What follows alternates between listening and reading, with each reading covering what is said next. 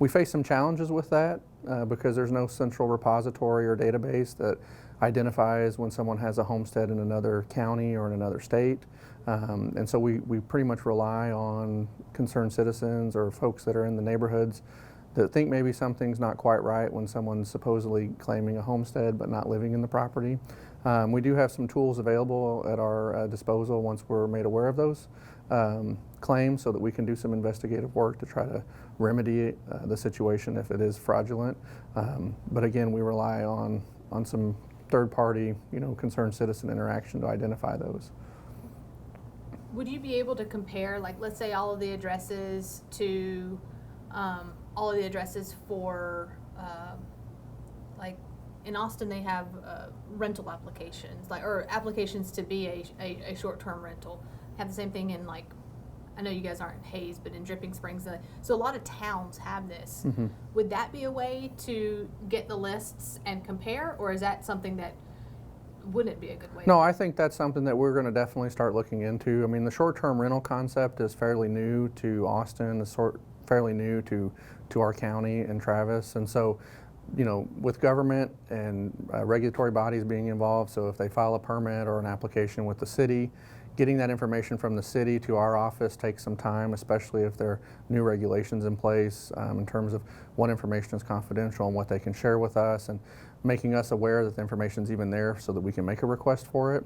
And so I think in this type of a situation, now that we know short-term rentals are probably here to stay here in Austin and in Travis County, that's something we definitely would explore, trying to match those records up to make sure that we can catch those on the front end. So you mentioned confidential. So if a government entity had that confidential information, they couldn't share it with you guys? So you're the government too. Sure. There's some confidentiality associated with homestead applications and information contained on there.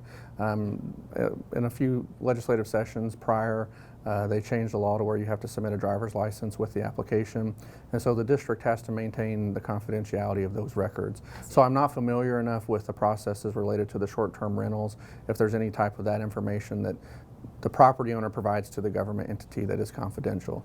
The government records are transparent and publicly available, but sometimes there are some protections for property owners when they turn over information to a government entity. So that government entity can't share it with another Correct. government entity. And I'm not familiar with those applications, but obviously if that's something we could use to circumvent this process and not be so reliant on property owners having to call and rat out their neighbors, that would make sense for us, and we certainly would implement that. What would it take to implement some sort of statewide database or a national database? When I think of if I commit a crime in San Antonio and a cop pulls me over in Austin and there's a warrant for me, they know. Mm-hmm.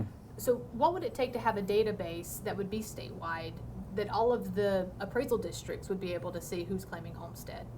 Yeah, I mean, that's something that we would have to look at. I haven't done any type of research to be able to give you a specific answer on that. In theory, logically, it sounds like it would be something that should be fairly easy to accomplish.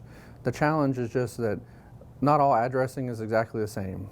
There's some data integrity issues with creating a database to where our records may not, the way we concatenate our addresses may not be exactly the same as another county. And so when you put all that in the database, getting that to work to where you can actually filter and cross-reference is not always an easy prospect.